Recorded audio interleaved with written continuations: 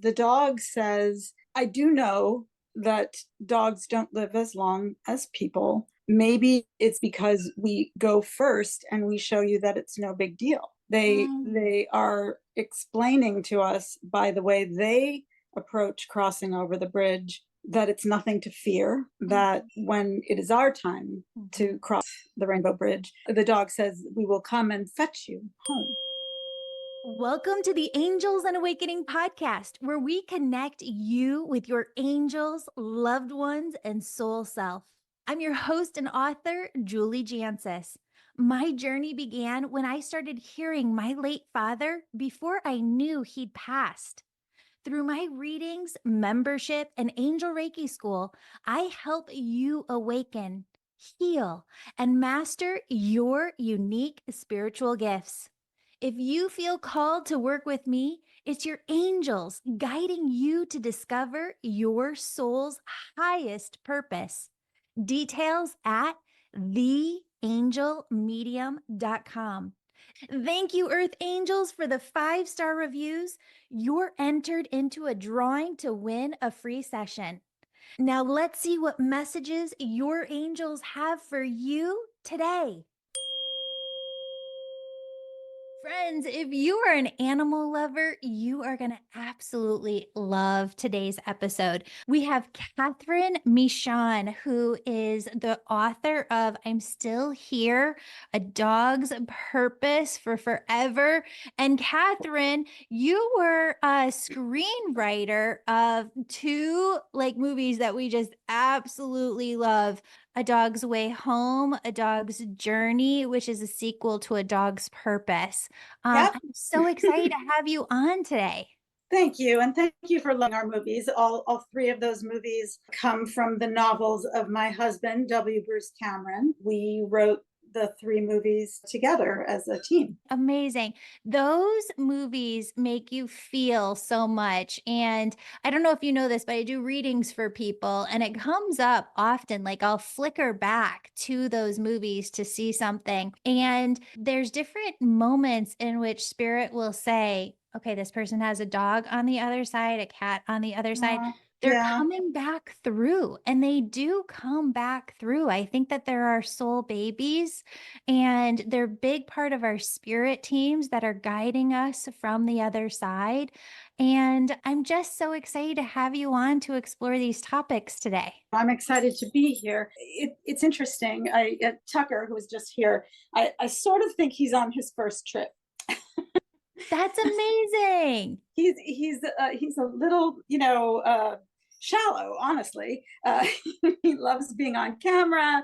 He, all of the illustrations in this book that I wrote that we're talking about today, he plays the angel dog in my book. It's a book that's told from the point of view of an angel dog who wants you to know that they are still here. I'm still here, but they are also over the rainbow bridge with all the people and souls you've loved. Hence the subtitle, A Dog's Purpose Forever, because that is a dog's purpose forever. So Tucker loved being the model. So Cathryn, tell everybody about the book. And we love to explore the other side. And where did this come from? And what was the idea that kind of sparked it? Let's start there. Actually, my husband, who wrote A Dog's Purpose, he actually made up that story for me, because when we first met, I said I would never have another dog. And that didn't work for him. He comes from a dog crazy family. So he, on the spot, invented this story of a dog who reincarnates and remembers all of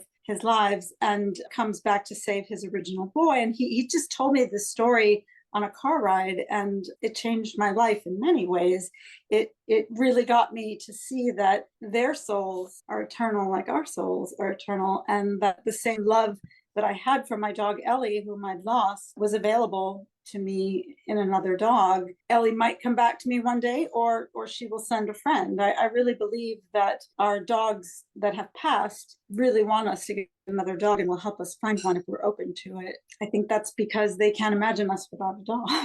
So, talk to everybody about Ellie because you had just such a beautiful relationship with her. And I think it's so interesting. I always wanted that dog companion that you just feel this soul connection with. Mhm. We have two little Shih Tzus right now. Fluff is my husband's dog. Lulu is just my soul. Like she is just so me. She is just a little love.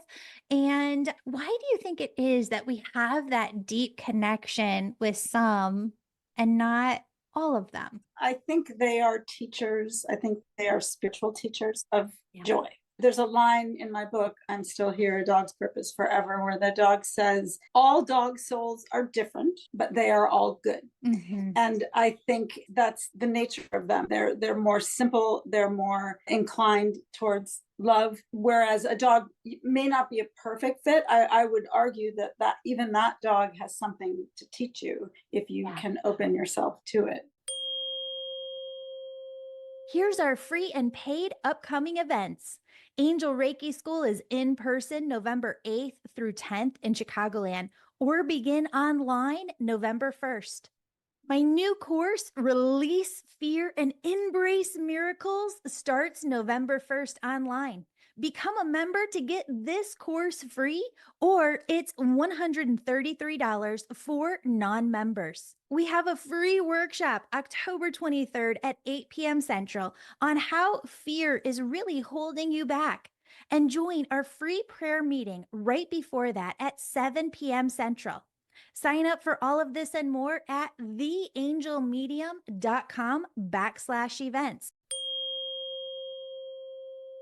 I'm fascinated by intuition and just hearing Cathryn say that she had lost a dog and that you wanted to have dogs in your lives. And so you came up with this story on the spot. I'd love to just ask you, like the Beatles talk about just getting this download of inspiration for songs and it's just channeled through. How did this idea come to you? Because A Dog's Purpose has touched millions of lives around the world and probably will touch billions. It's just such a miracle of a story itself. First up, thanks for inviting me. Yeah, when I build a book, I build it piece by piece. I start out with something that makes sense, and then I add things that make sense, and I take away things that don't. That didn't happen with A Dog's Purpose. I had met this woman, and I was trying to convince her that the same love we feel from our dogs is there in other dogs if we just open our hearts. And so I just made up on the spot this story, but it just came to me the entire book from beginning to end. I had absolute inspiration, and it's never happened that way since, but when it really mattered, it happened. It felt different. It felt like I had plugged into a streaming service directly with my brain. And like he said, it's not like he's written many books since Yeah. A Dog's Purpose, and that hasn't happened since, but he did ask me to write this book, I'm Still Here, A Dog's Purpose Forever, because we both realized that as great and classic as A Dog's Purpose is, it's not really a book you would give someone right when they had lost a dog. It's kind of a lot to take. And he really responded to my idea of doing this companion gift book to A Dog's Purpose that would be beautiful and full of beautiful art about dogs. And he said, I think you would do that better than me. So can you please write that? And that was the inspiration for this book. So, Cathryn, we were talking about animals being spiritual teachers, and I don't think that it's just dogs, although I'm very much a dog person. Talk to me and let's explore that a little bit. In what ways, because there's different facets, in what ways are animals spiritual teachers of ours as well? They teach by example, obviously. They can't talk to us. We have all kinds of guide dogs, right? You have a sled dog, you have a scent dog, you have dogs that guide us in many ways. I think by their joyful demeanor, they guide us. They want us to tilt towards joy. They want us to, as we say in the movie A Dog's Purpose, or as Josh Gadden, the voice of the narrating dog, says, be here. That's really the best advice any human could ever get. And, in our film, he puts it into words, but Tucker puts it into action every day. It's like, if there's something he's excited about, it's irresistible. And if he grabs a squeaky toy and runs around, I might be busy. I might think, oh, I don't have time for that. But why would I ever not have time for that? No, That's 100%. the kind of way they guide us, almost like a sled dog dragging us. In the book, I'm Still Here, A Dog's Purpose Forever, the dog says, I will pull you like a bad dog who doesn't know how to do leash towards joy. Towards joy. That's so beautiful. I forget what his name is, but the guy who created the Family Guy, there was a clip of him recently on Instagram where he was talking about dogs and he's like, listen, we don't deserve dogs. Like Oh God, no. dogs are just the best creatures in the entire world. They're so gentle. They're so loving. They're like heaven on earth. They will bring you so much joy for 9, 10, 15 years. And then the deepest sadness. And when he ended on that note, because he goes on and on and on for like 2 minutes, and he says that at the end, and I'm like, oh, he's so right. He's right, but I think actually the dog narrator of my book has a stronger point than Seth, although I like Seth a lot, because the dog says, I do know that dogs don't live as long as people. Maybe it's because we go first and we show you that it's no big deal. They are explaining to us by the way they approach crossing over the bridge that it's nothing to fear, that when it is our time to cross the Rainbow Bridge, the dog says, we will come and fetch you home. And I know a lot of people that work in hospice, and they talk about what people see as they're passing over. And very often it is people and animals that they have loved who are coming to fetch them home. And I think that is why we can bear how hard it is to say goodbye to them, because there is a wisdom in this paradigm, this system, the natural order of things, which is that they go first. I think that you're totally right, because often I see them as a part of our spirit team on the other side. Yep. And it's interesting because how do you explain angels to people? How do you explain our souls? We all have these souls. I say you're a droplet in the ocean that is God. And yet angels are extensions of God, universe, sources, energy as well. And animals as well. Animals are extensions of God, universe, sources, energy that are here with us and playing a role. Oftentimes, when I see them on the other side, I believe that everybody on the other side has their own home. And you often see the animal at their home on the other side, which I think is very, very fun. Do you still talk to your dog, Ellie, on the other side? I do. It's interesting. We very early on after the book was published, we were in our home and we were in our dining room where we have a bookshelf where I had put Ellie's collar, just to remember her. And Bruce said at dinner one evening, I wonder if Ellie is still here and I wonder what she thinks of Tucker. And I just, wonder that. And just as he sort of asked the question, her collar just came flying off the shelf. And we live in California. We have earthquakes. We had one yesterday, but we weren't having an earthquake. There was no reason for that to happen, except that it did happen. And we both burst out laughing. Well, I guess she's okay with it. But aside from spooky moments like that, actual encounters or things that feel like a visit from the other side, I talk to her, tell her how much I love and treasure her still, and ask her to watch out for Tucker. She's a Doberman, so she was very protective.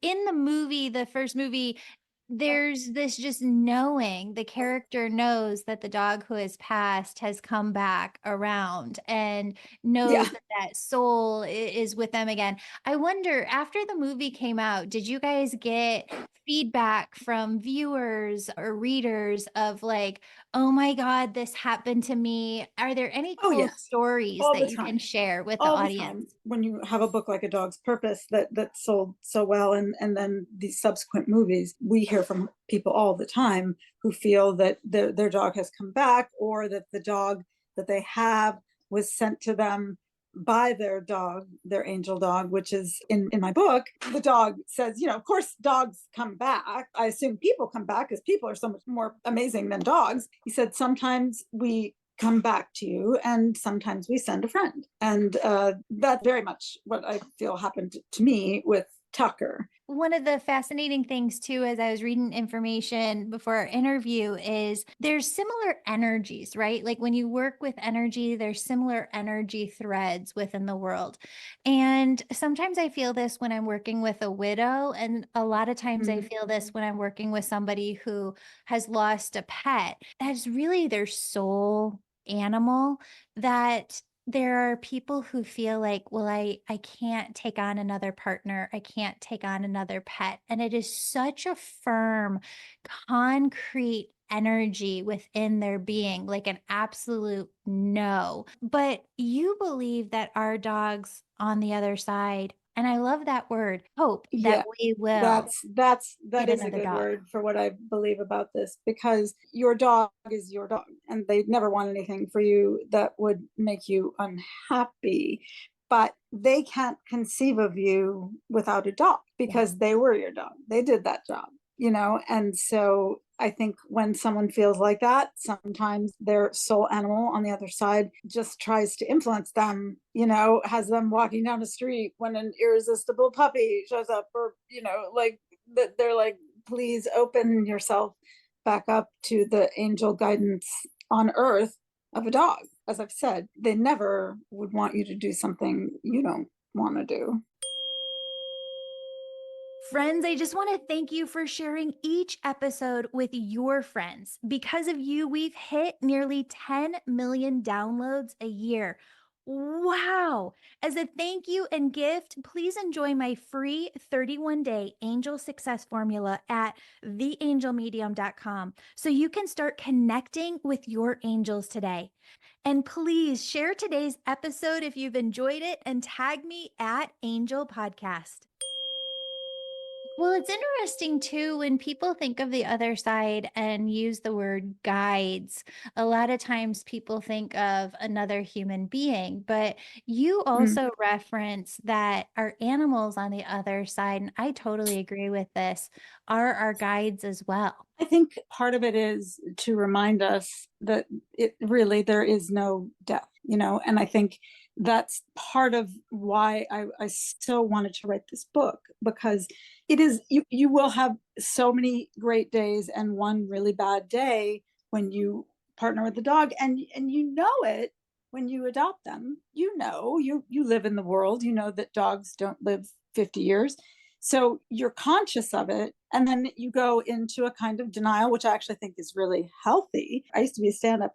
I used to have a joke in my act. Denial is just a really negative word for positive thinking. There's real wisdom in that, because you shouldn't think about the fact that your dog isn't going to live as long as you every day, or you will completely miss the experience of having the dog. But I think the natural order of it being in your consciousness, and then when that day does come, that they're teaching us about not just the finite nature of you being in this body, but the infinite nature of your soul. That the reason why they aren't scared is because they know. There's really cool influencers on Instagram that are showing how dogs can use these buttons to communicate, and they have this consciousness, and yet they also hold a different energy than we do, where they're just expansive joy. I think a lot of times we limit joy for ourselves. Yes. We Oh my limit gosh. different emotions,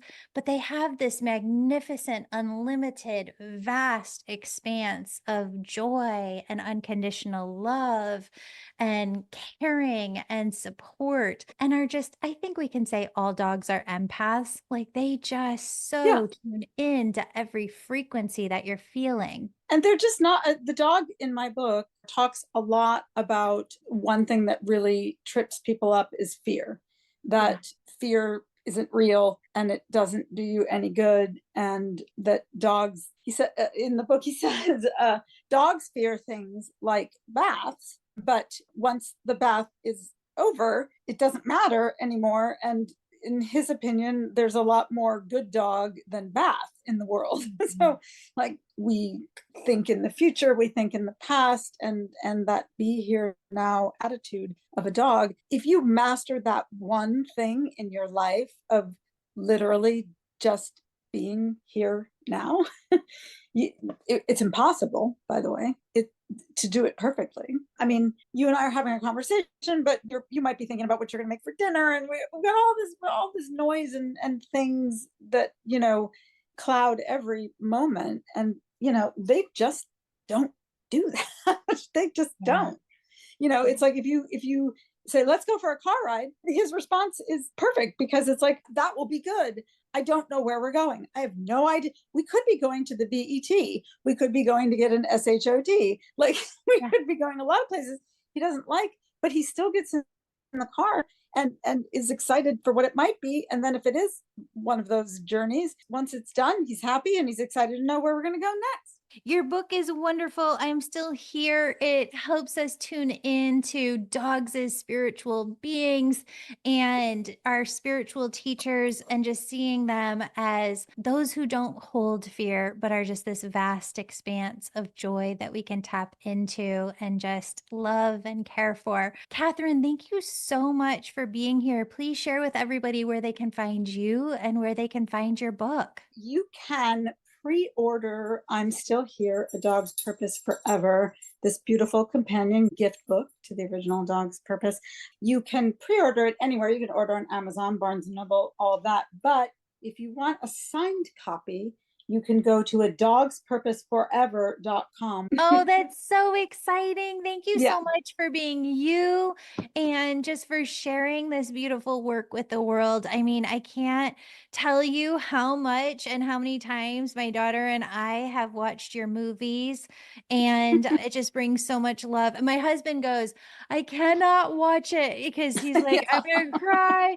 But my daughter and I were like, sometimes we just need it, and we Sometimes you need need to feel cry. it. Yeah. Yes. I will say this book isn't as much, people have said that it made them cry, but it more makes them laugh, and it really is the perfect thing. I obviously talk to dog people all day, every day, and I've never had something that I could give someone who had lost a dog. And it's also, this is one little thing, it's specifically designed so that if you want to mount a picture of your angel dog in this beautiful front leaf painting where there's paw prints and footprints in the sand, we specifically designed the book so that you could put a photograph of the dog you want to remember right on that page, and make it a memorial book for your angel dog or your friend's angel dog, which no one's ever done that. No one's ever designed a book that could be customized with a photo of your dog. And I think that's pretty special. It is so special. Thank you so much, Cathryn, for being here. We'll put all of those links in the show note below. Just thanks